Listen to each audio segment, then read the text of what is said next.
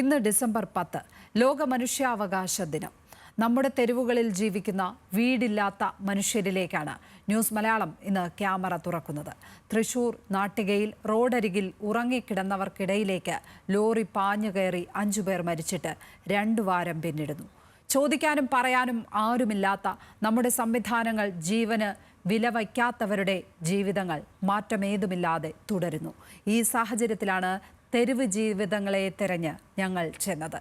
ഈ റിപ്പോർട്ടോടെ ഈ വാർത്താ ബുള്ളറ്റിൻ ഇവിടെ പൂർണ്ണമാവുകയാണ്. അതിനുശേഷം ഹാപ്പനിങ് അവേഴ്സിൽ ആതിര തുടരും. നമസ്കാരം.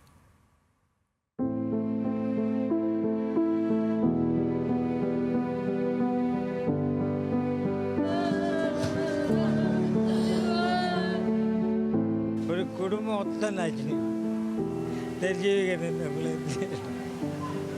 ഞാൻ പറഞ്ഞു അവിടെ കിടക്കണ്ടെന്ന്. There is no place like home. വീട് പോലെ മറ്റൊരിടമില്ല. ഓസ് നഗരത്തിലെ അത്ഭുത മാന്ത്രികൻ എന്ന ബാലകഥാ പുസ്തകത്തിൽ വിഖ്യാത എഴുത്തുകാരൻ ഫ്രാങ്ക് ബോം എഴുതിയതാണിത്. ജീവനെ ഉറപ്പിച്ചു നിർത്തുന്ന നങ്കൂരമാകുന്ന വീടിനെപ്പറ്റി ഒരുപക്ഷെ ലോകത്തെ ഏറ്റവും കൂടുതൽ അച്ചടിക്കപ്പെട്ട വാചകം. അങ്ങനെ ഒരു അഭയവും സ്നേഹവും ഇല്ലാത്ത നമ്മുടെ സഹജീവികൾ, തെരുവിലുറങ്ങുന്നവർ. എനിക്കും മടുത്തിടും. 56 വയസ്സായി, 57 വയസ്സുകളുമായി. എനിക്ക് ഇപ്പൊ പണിയെടുക്കാൻ പറ്റുന്നില്ലല്ലോ.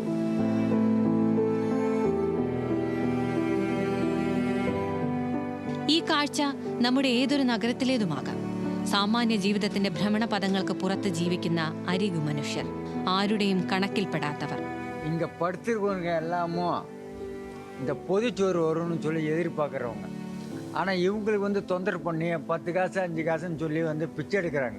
அந்த காசை இந்த பிட்பாய்ட்டுக்காரனுங்க இருக்கிறாங்க பார்த்தியா, பாய்ட்டு அடிக்காரனுங்க, அவனுங்க பிடுங்கி எடுத்துட்டு ஓடுறானுங்க. നമ്മുടെ തെരുവുകളിൽ ജീവിക്കുന്നവർ എത്രയാണ്? ഞങ്ങൾ അന്വേഷിച്ചു. പുതിയ കണക്കുകൾ കിട്ടാനില്ല. കേന്ദ്ര സർക്കാരിന്റെ നഗര ഉപജീവന ദൗത്യം പദ്ധതി കുടുംബശ്രീയുടെ സഹകരണത്തോടെ 2018 നടത്തിയ സർവേയിൽ കേരളത്തിൽ 3195 പേർ എവിടേക്കും പോകാനിടമില്ലാതെ തെരുവിൽ ജീവിക്കുന്നുവെന്ന് കണ്ടെത്തിയിരുന്നു. അരക്ഷിതമായ ഇടങ്ങളിൽ മഴയ്ക്കും തണുപ്പിനും പിന്നെ തെരുവിന്റെ സകല ഭീഷണികൾക്കും നടുവിൽ കിടക്കാനൊരിടം തേടുന്നവരുടെ എണ്ണം 8 വർഷം കഴിയുമ്പോൾ ഇരട്ടിയിലേറെയാണെന്നാണ് അനൌദ്യോഗിക കണക്ക്. ശേഖരിക്കാനായ കണക്ക് പ്രകാരം വഴിയോരങ്ങളിലും കടത്തിണ്ണകളിലും റെയിൽവേ സ്റ്റേഷനുകളിലുമെല്ലാം അന്തിയുറങ്ങുന്നവർ ഏറ്റവും കൂടുതൽ കൊച്ചിയിലാണ്. കോഴിക്കോടും തിരുവനന്തപുരവും തൊട്ടുപിന്നിൽ. ഇങ്ങനെയാണ് ജീവിച്ചു പോകുന്നത്. വേറെ മാർഗങ്ങളൊന്നുമില്ല. വേറെ എന്തെങ്കിലും നിലയ്ക്ക് നമുക്ക് ജീവിച്ചു പോവാൻ മാർഗം ഉണ്ടെങ്കിൽ നമ്മൾ പിന്നെ ഇവിടെ ഇരിക്കില്ലല്ലോ.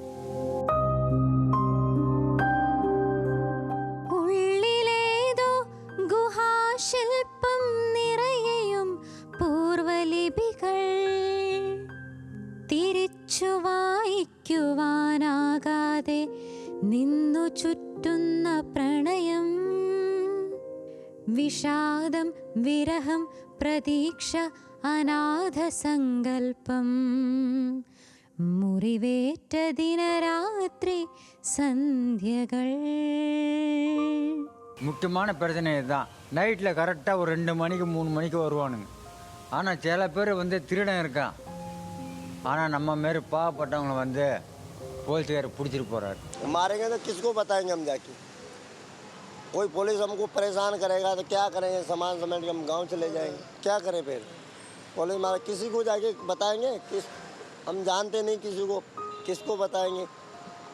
जो भी काम कर रहे हो पेट के लिए कर रहे हो, गलत नहीं कर रहे. बस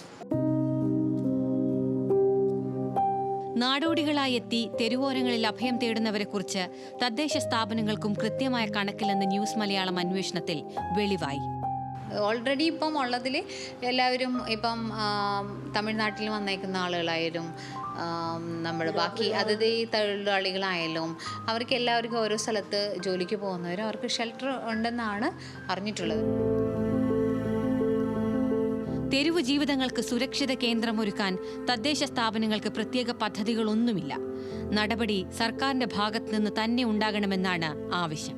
ഇതുപോലുള്ള ആളുകളെ, കാരണം അവർക്ക് വേറെ ആശ്രയം ആരുമില്ല എന്ന് ബോധ്യപ്പെട്ടാൽ അവരെ നമുക്ക് താമസിക്കുന്നതിന് വേണ്ട ഷെൽട്ടറുകൾ ഉണ്ടാക്കാനായിട്ട് നഗരസഭകൾക്ക് സർക്കാർ നിർദ്ദേശം കൊടുക്കണം. അതാരാണ് ഈ കൃത്യമായിട്ടുള്ള അവകാശികളെന്ന് നമുക്ക് കൃത്യമായി തിരഞ്ഞെടുത്ത് തരേണ്ട സർക്കാർ മിഷനറിയാണ്. കാരണം അവർക്കാണ് എല്ലാത്തിനും കോർഡിനേറ്റ് ചെയ്യാൻ പറ്റുള്ളൂ. എന്തെങ്കിലുമൊക്കെ പണിയെടുത്ത് ജീവിക്കുന്നവരുമുണ്ട്, ലൈംഗിക തൊഴിലാളികളുമുണ്ട്, യാചകരുണ്ട്, മനസ്സിന്റെ സമനില തെറ്റിയവരുണ്ട്. ആ കൂട്ടത്തിൽ സ്ത്രീകളും കുട്ടികളുമുണ്ട്.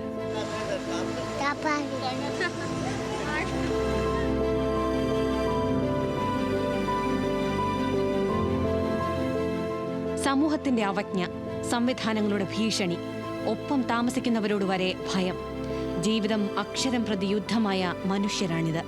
പലപ്പോഴും ഈ ഇങ്ങനെയുള്ള തെരുവിൽ ഒറ്റപ്പെട്ടു പോയി അല്ലെങ്കിൽ നടക്കാൻ പറ്റാണ്ട് വയ്യാണ്ടൊക്കെ വന്ന് ഇവരെല്ലാം ആക്കണമെങ്കിൽ പോലും ഈ സാമൂഹ്യ വകുപ്പിൻ്റെ അനുമതിയും കാര്യങ്ങളൊക്കെ വേണമെങ്കിലും അവിടെ ചെല്ലുമ്പോൾ ഈ പറഞ്ഞ പോലെ വലിയ സപ്പോർട്ടും നമുക്ക് കിട്ടുന്നില്ല.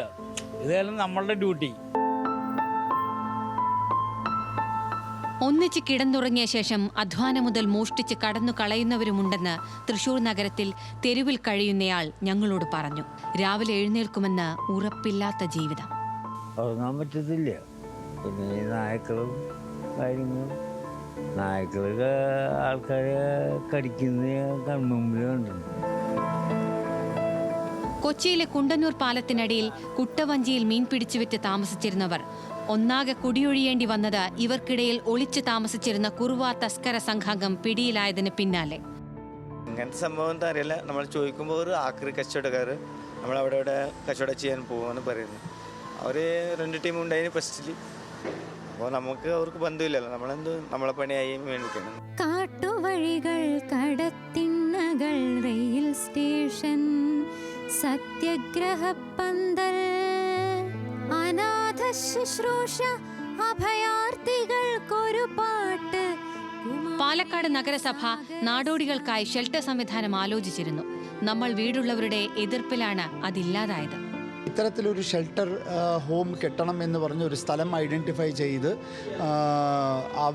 അവിടെ ആ കെട്ടിടത്തിൻ്റെ പണി ആരംഭിക്കുന്ന സമയത്ത് തന്നെ തദ്ദേശീയരായിട്ടുള്ള ആളുകൾ ഇത്തരത്തിലൊരു പദ്ധതി ഞങ്ങളുടെ പ്രദേശത്ത് വരരുത്, കാരണം ഇത് എങ്ങനത്തെ ആളുകളാണെന്ന് നമുക്ക് പറയാൻ സാധിക്കില്ല, ഇവരെവിടുന്ന് വരുന്നു എന്ന് നമുക്കറിയില്ല, ഇത് കുറുവാ സംഘമായിരിക്കുമോ, അങ്ങനെയുള്ള ആശങ്കകളൊക്കെ നാട്ടുകാർ പ്രകടിപ്പിക്കും. അതൊരു കാരണമാണ്. നാട്ടിക അപകടത്തിന്റെ പശ്ചാത്തലത്തിൽ സ്പെഷ്യൽ ഡ്രൈവ് നടത്താൻ പോലീസിന് നിർദ്ദേശം ലഭിച്ചിട്ടുണ്ട്. പക്ഷേ നാടോടികളായി ജീവിക്കുന്നവരുടെ സുരക്ഷയെക്കുറിച്ചോ സ്ത്രീകളും കുട്ടികളും നേരിടുന്ന കടുത്ത മനുഷ്യാവകാശ ലംഘനങ്ങളെക്കുറിച്ചോ പോലീസിനും വലിയ ധാരണയില്ല. അപകടങ്ങൾ തടയാൻ മദ്യപിച്ച് വാഹനമോടിക്കുന്നവരെ പിടികൂടാൻ രാത്രികാല പരിശോധന ശക്തമാക്കുമെന്ന് മാത്രമാണ് പോലീസിന് ഇക്കാര്യത്തിൽ പറയാനുള്ളത്. മദ്യപിച്ച് വാഹനം ഓടിക്കുന്ന ആളുകൾക്കെതിരെ കർശനമായ നടപടി ഞങ്ങൾ തുടങ്ങിയിട്ടുണ്ട്. ഇവിടെ ഈ കഴിഞ്ഞ ദിവസങ്ങളിൽ ഏറ്റവും കൂടുതൽ കേസുകൾ നമ്മൾ പിടിച്ച് ഓരോ സ്റ്റേഷനിലും കേസുകൾ പിടിച്ചുകൊണ്ടിരിക്കുകയാണ്. സിറ്റി പോലീസ് കമ്മീഷണർ പ്രത്യേക നിർദ്ദേശപ്രകാരം ഞങ്ങൾ ഓരോ സ്റ്റേഷനിലും ഇത്തരം വാഹനങ്ങൾക്കെതിരെ കർശനമായ പരിശോധന നടത്തുന്നുണ്ട്. മനുഷ്യാവകാശം വാക്കിലൊതുങ്ങുമ്പോൾ ഇവിടെ ഈ ജീവിതങ്ങൾ ഇങ്ങനെയൊക്കെയാണ്.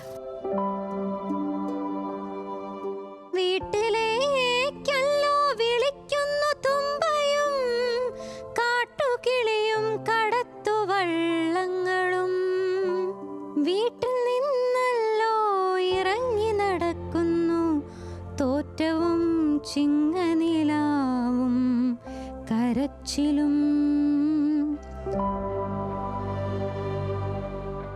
കോഴിക്കോട്, പാലക്കാട്, തൃശൂർ, കൊച്ചി ബ്യൂറോകൾക്കൊപ്പം ന്യൂസ് ഡെസ്ക്, ന്യൂസ് മലയാളം.